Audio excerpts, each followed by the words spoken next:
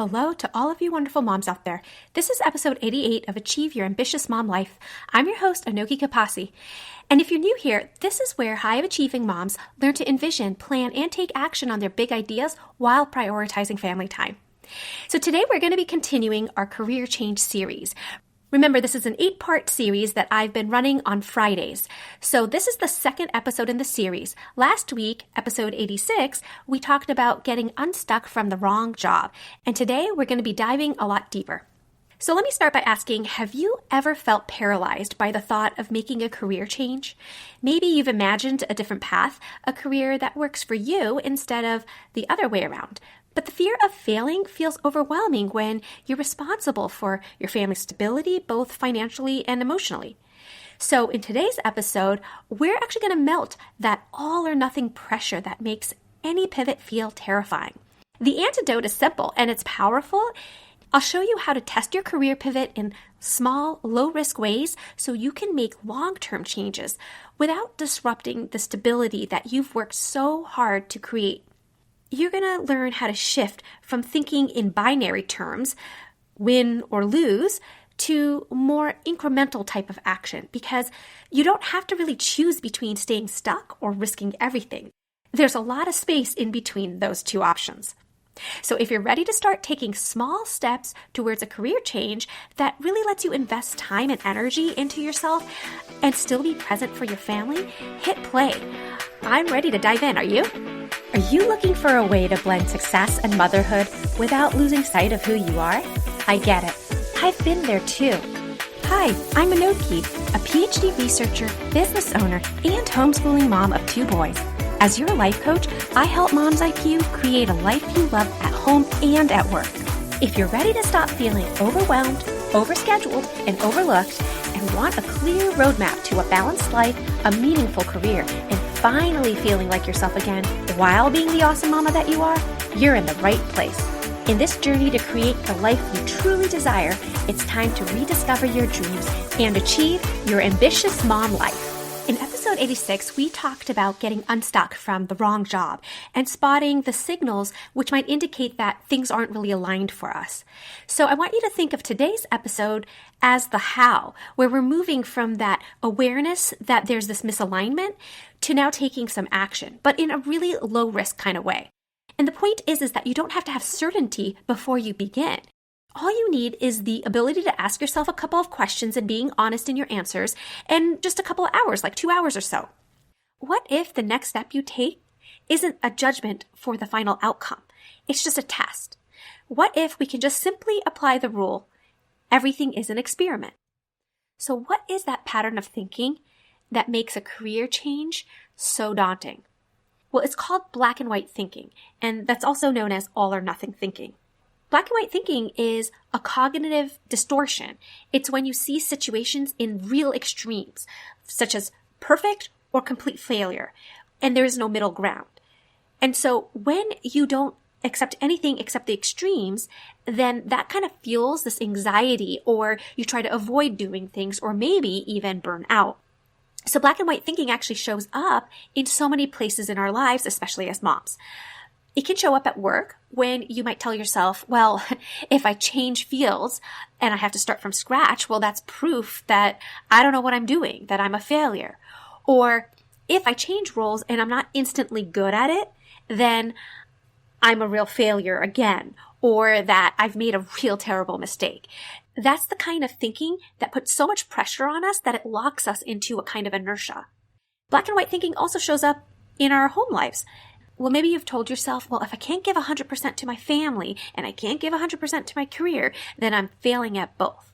And I can't do both. There's this horrible myth that's going around that women can't have work-life balance, that they can't pursue their ambitions and have a family life. And that is real black and white thinking. When we do that, it makes us feel like we have to choose one or the other. You can't have both. And so usually what happens is that we end up postponing our dreams, and often indefinitely.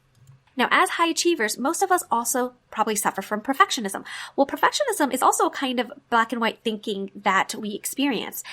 Perfectionism loves binary categories, right or wrong, win or lose, right? And it pretends that these extremes are safer because that unknown in the middle is really uncomfortable. So we can only let ourselves shoot for that perfect outcome. But that ends up taking an emotional toll on us. We're on constant vigilance. We fear making a mistake. We start catastrophizing. And that ends up bringing us on a very exhaustive loop of, I'll just decide later. And of course, that later becomes never. Like I said before, emotionally, we can start experiencing a lot of anxiety. It redefines our sense of self-worth. And when we don't take action or we stall on that action, then we don't feel like we're actually making any progress in our lives. So if you felt your shoulders tense, or maybe you caught your breath a little bit when I described any of that, well, you're not alone. There's actually a different way to think about all of this. One that I think is actually a smarter way for high-achieving moms to excel. And when we switch our frame of thinking on this, you're going to see that smart, high-achieving moms can actually excel and move forward. This mindset shift is an antidote to that all or nothing thinking. The shift is going from saying, I must get it right, to I can just run a bunch of experiments. And so the strategy is basically to test a new direction little by little without you fully having to commit from the get-go. And I just want to clarify that when I say not fully committing, I don't really mean that you can just do things half-heartedly. You don't really try your hardest. I still want you to put in that 200% effort that you are used to putting into things. It's just that you can start taking a small enough step where the change doesn't really turn your whole life upside down. You can maintain the stability in your family life, but still push yourself forward career-wise. So what does that look like? I want you to replace saying that your decisions are forever to taking some time-bound tests, basically. You're going to try something out for a limited time. I want you to replace any thinking where you associate your identity with the outcome to just saying, hey, I'm going to try things. Some things are going to work, some things aren't. But every time I do something, I'm gathering data, and that's going to help me learn. And I also want you to replace that win or loss mentality that we can often have where we're just kind of competing with ourselves. So now that you know what I mean by the approach of saying that everything is an experiment, I'm going to lay out the framework that we can apply this to career changes. So step one is to just become self-aware of your thinking patterns. You need to be able to recognize when you fall into black and white thinking.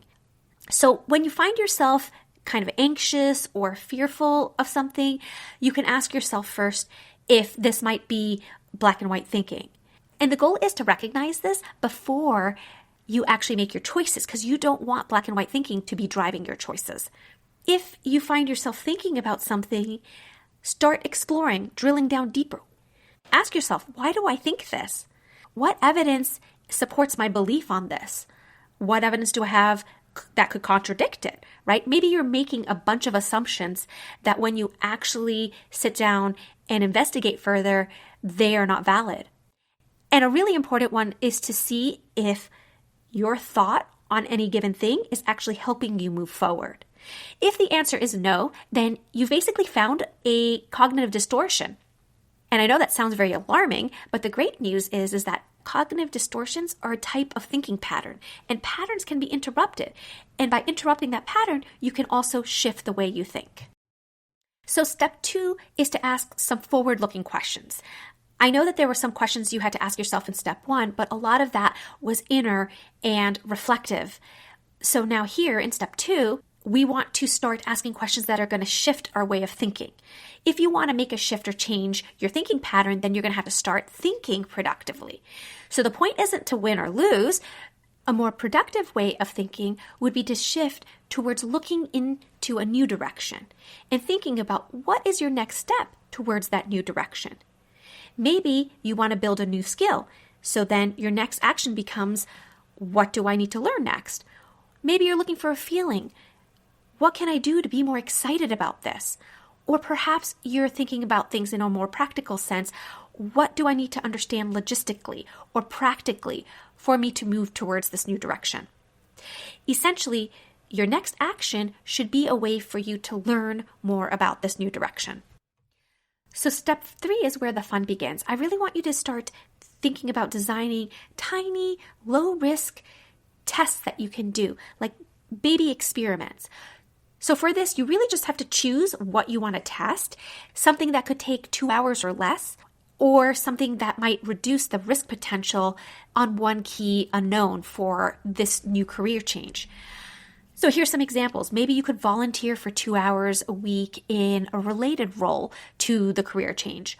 You could take one small client with a very tightly scoped project and try to deliver on that request. You could shadow a professional who's already working in this career just for one morning. Maybe observe the reality that's behind this new job. You could run a pop-up offer to, say, 5 people that you already know, and then ask them a couple questions later about the value that you offered. Now, I've mentioned before that I've had a lot of different career shifts and pivots before.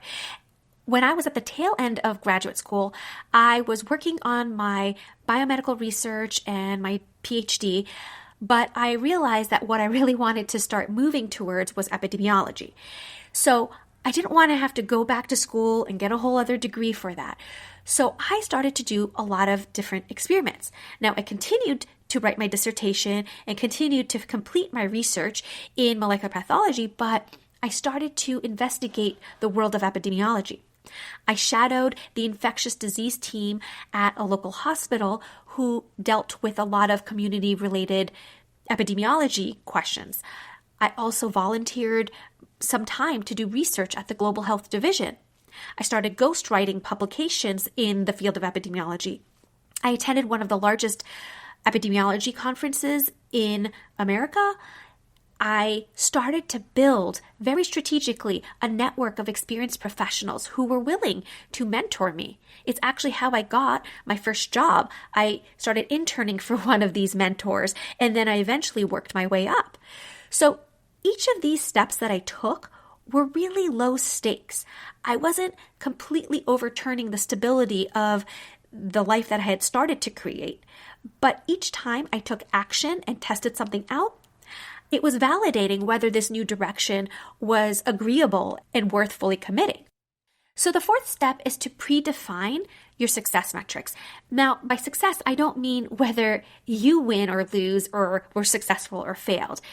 When you're doing the experiment, I don't really want you judging yourself in any way.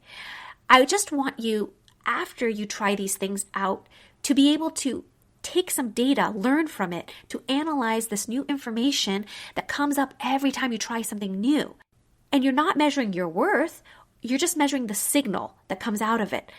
So here are a couple of signals that I like to tap into when I do these little micro experiments.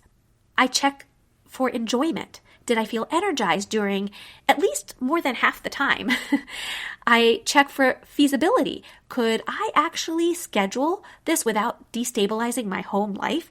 Now, not just the experiments, but like moving towards this new career. Is it going to actually be a good fit for your home life?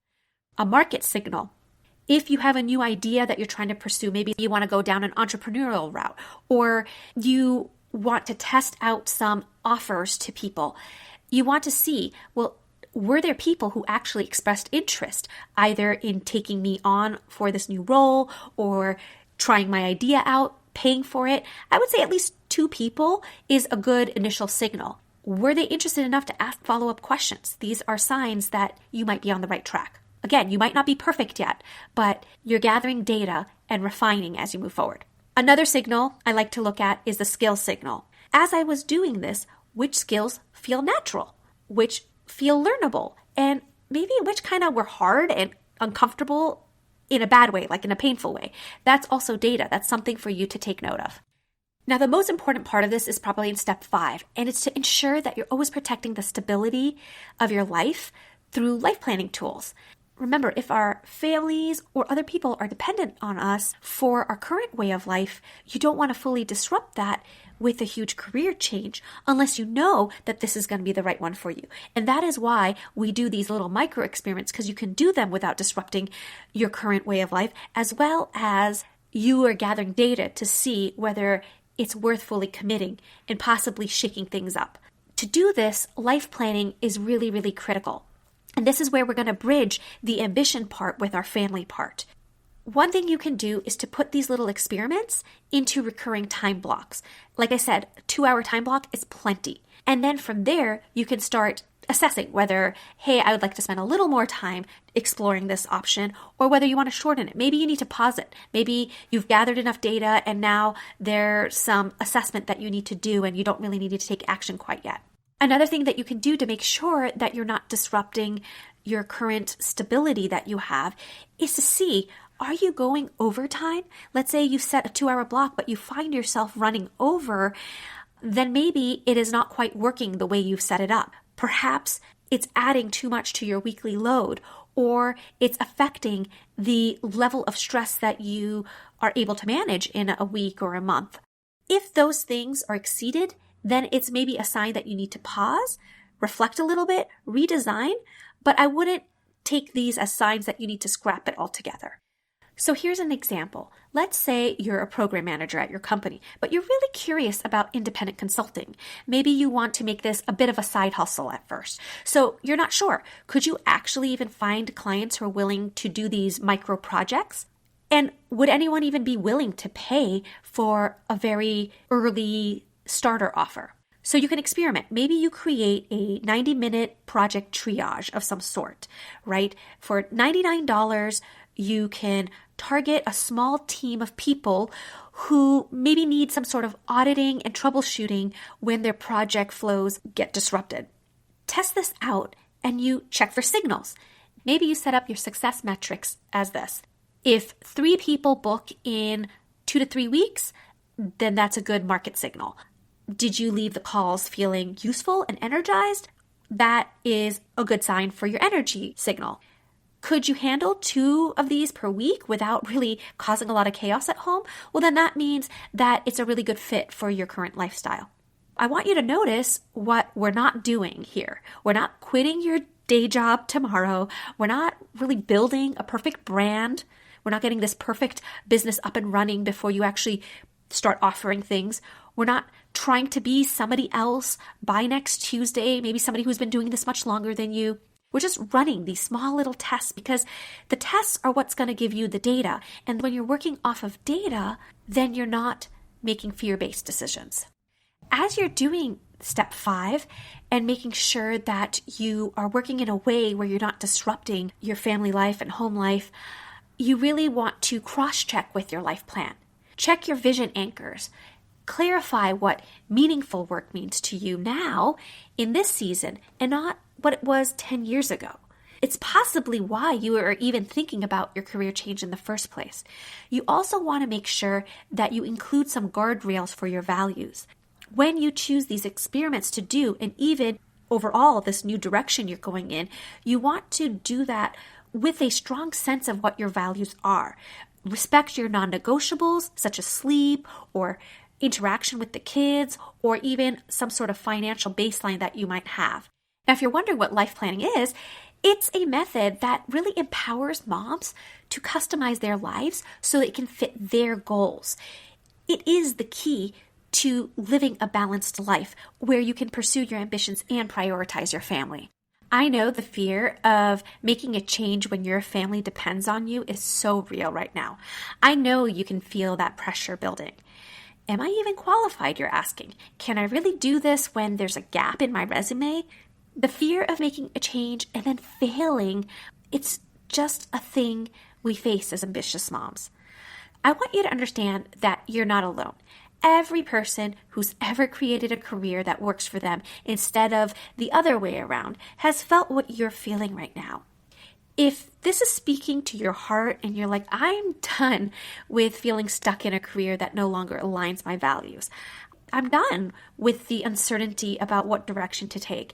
I am just going to start taking these small steps towards a career that gives me confidence to make changes that align with my vision and values. Then I want you to say yes. Today is the day. I want you to go to solveformom.com right now and book a free exploratory call, because we're going to do this together. I'm going to help you design your life plan, and then we will work on your first low-risk experiment. It'll be a personalized pilot project, and you can start testing out your career pivot without risking your family stability. We're going to use life planning to create a clear plan to turn your ideal life into your real life. And with that, you're going to gain the confidence to make the changes that align with your vision and your values. And I really want that for you. And if you want that for you too, please go book a call with me today. Go to solveformom.com and click book a call, or click the link in the show notes below now. So the takeaway for today is that everything is an experiment, including when you're thinking about a career change. When you treat your career change as these low-risk tests, you lower the stakes and you're protecting your current lifestyle, and you can still move forward towards work that's going to fit who you are now. So to quickly recap, black and white thinking makes small steps feel pointless and big steps feel dangerous. The shift that I want you to make is from having to prove yourself to take a tiny action to learn something. So when I say experiments, I mean tiny 2-hour experiments with some predefined idea of knowing that you're on the right track or not. I want you to reflect with some of those questions that I had in there about how to stay out of perfectionism and this all or nothing mindset. Now, whenever you are asking yourself to take action on something, it's important to build in some sort of accountability. For this, maybe you can write your experiment in one sentence and put it somewhere visible, okay? Share it with someone, maybe a supportive friend. And if you're in our Solve for Mom LinkedIn group, you can even post it for accountability to today's post that I put up. We all will cheer you on and help you iterate what your ideas are. Because these tiny experiments, they're going to compound, right? So you really want to get them going and get data on them. And I really am sure your future self is going to thank you for this. So having a friend or community for accountability is important. I'm also linking my free template to set up personal accountability in a way that you are going to show up for yourself and others. So that link for your personal code of conduct is also in the show notes. And then finally, of course, if you want to get my one-on-one guidance on how to make your career change in that systematic and aligned way, you're going to want to book a life planning session with me. Nothing brings me more joy than seeing a fellow mom finding a career that they're passionate about, and one that energizes her motherhood rather than one that steals from her and leaves her empty. So I want to say to you, there is a way to find the right job or right career where you can balance your ambitions and your mom life. If you want that personalized one-on-one guidance with me, then click on the link in the show notes to book a call with me. I hope today's episode will help you create time and freedom to pursue something you love to do. If you enjoy the show, please subscribe and tell other purpose-driven mamas about it. Who knows? You might even make a new friend by sharing a tip. It's all free. By the way, it would be amazing to hear what you think about the show when you leave a review on Apple Podcasts. After all, my passion is to make this a great experience for you. I'll see you next week for another episode of Achieve Your Ambitious Mom Life with Anoki Kapasi.